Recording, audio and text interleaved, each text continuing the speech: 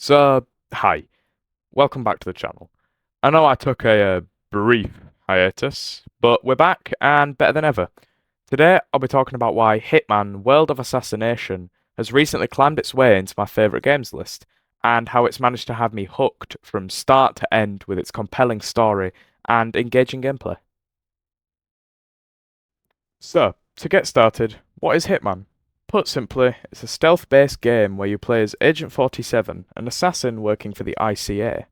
Side note, this man must be one of gaming's most recognisable faces at this point. Your job in each of the game's many playable modes is to assassinate numerous targets presented to you by the ICA. This can be done in countless ways, and would you look at that, we're already on to the first thing that hooked me on this game series. The sheer number of creative, scary, or downright ridiculous ways you can kill your targets is baffling. Each level features at least 5 scripted ways to kill each target in the form of mission stories. These tend to be the craziest of Agent 47's kills, ranging from disguising yourself as a dead body to having someone else kill your target for you. The limitless ways to pull off assassinations in this game had me captivated from the very first level, and I found myself replaying it over and over and over again to try get each kill on my target. Hitman also provides extra challenges to the player in the form of Silent Assassin, where all your kills must be unseen and their bodies must be unfound. Sniper Assassin, where each target must be killed with a sniper whilst also having their bodies hidden. And Suit Only, which is pretty self-explanatory. These challenges add on an extra layer of complexity to missions you may have previously breezed through, meaning Hitman struggles to run out of replayability value. Another point I'd like to bring up is the game's difficulty. Hitman is a naturally tricky game and comes with 3 built-in difficulty settings that you can choose between, which can make the game as easy as Minecraft or just downright unfair. Whilst challenges like Silent Assassin add a bonus, extra hard objective to levels, they aren't necessary. If the player finds themselves getting revealed in a level, the mission isn't over, which you'd assume would be the case since Hitman markets itself as a stealth game. Instead, the player has a few options. They can either covertly switch disguise and continue to blend in, sneak away in their current disguise, or simply spray and pray, as you'll see soon in the background footage. However, each of these actions has consequences. Swapping disguise or sneaking away in your current disguise will render that outfit compromised, meaning if you are seen again in it, you will immediately be detected and guards will open fire. Choosing the spray and pray option also nets heavy consequences, as the player loses points for each non-target NPC killed. Furthermore, Hitman is not built to be a shooter, and Agent 47 can only take a few bullets before going down. This means without constant repositioning, the spray and pray option tends to end poorly. Now, I'd like to bring up the gameplay itself. Hitman World of Assassination is actually a game update that merged together the campaigns of Hitman 1, 2, and 3, whilst also improving on graphics and gameplay. As you can see in the background footage, the game itself looks phenomenal. The UI is cleverly designed to be clear and easy to understand, and each disguise throughout the level stands out as unique and makes it clear how effective that design is. For instance, for most of this footage, I'm wearing an Elite Guard costume, which includes a mask. This specific feature is important as it directly correlates to gameplay. Very few NPCs can see through your disguise whilst wearing a mask. Vice versa is also true. If Agent 47 is disguised as, say, a private bodyguard without a mask or a hat, the other private bodyguards and the target themselves will obviously immediately recognise him. This is one of Hitman's many effective design ideas, culminating in a realistic and responsive gameplay experience. NPCs also have fair behaviour, and their patterns can be easily understood and abused. Another aspect of this game I'd like to touch on is the gripping story, keeping it brief to avoid spoilers, as I highly believe everyone should experience the story firsthand alongside the gameplay. Hitman's story follows Agent 47 and his assassin partner Diana Burnwood completing assassination contracts for the ICA, or International Contract Agency. This leads them all across the globe, allowing Hitman to showcase its beautiful level design and scenery. Some of my favourite levels in this game come from the impressive nature of the level design itself, and how effectively Hitman conveys numerous locations worldwide, such as Dartmoor in England, Miami in Florida, or Marrakesh in Morocco, all of which are beautifully and interestingly designed and presented throughout Hitman. The clever story of Hitman had me captivated throughout every mission, and the final mission had me feeling both badass and emotional. Along with a phenomenal campaign mode in the game, Hitman also features other game modes, such as Arcade mode and Freelancer mode, which I'll talk about here. Freelancer mode takes place after the main story of Hitman, and sees Agent 47 taking on independent contracts. It also happens to be the game mode in the background gameplay. This game has a lobby feature in the form of Agent 47's personal mansion, which can be explored and decorated further as more contracts are completed. You also unlock more weaponry and gadgets after each mission, and the currency reward from missions allows you to purchase weapons from weapons dealers inside levels.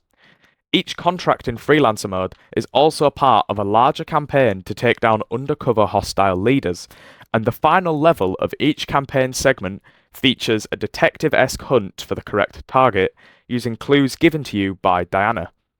This mode is challenging and rewards the player for learning the maps in the main story of Hitman, making it an almost infinite endgame option for people who have completed every challenge the main story has to offer.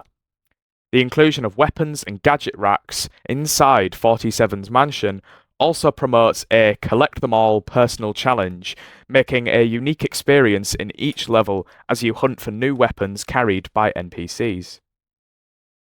And I believe that's it. Sorry for keeping it brief this time. I just wanted to make a short video and try get back into the swing of things. I love Hitman, but I'm still far from completing the game in its entirety. I discover new things about each level in Hitman every day, and it encourages me to keep playing this phenomenal game.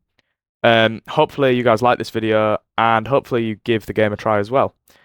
I'll try return to making videos in the coming days. I'll also possibly return to lore videos if people want, as I really enjoyed making those. But for now, enjoy the rest of this absolutely shocking performance by me, and I'll see you in the next one.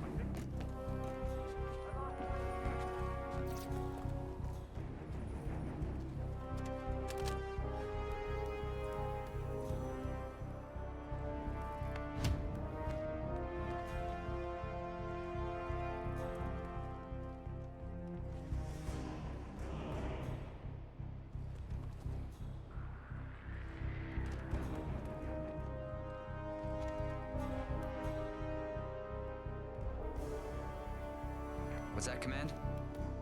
Okay, continuing search.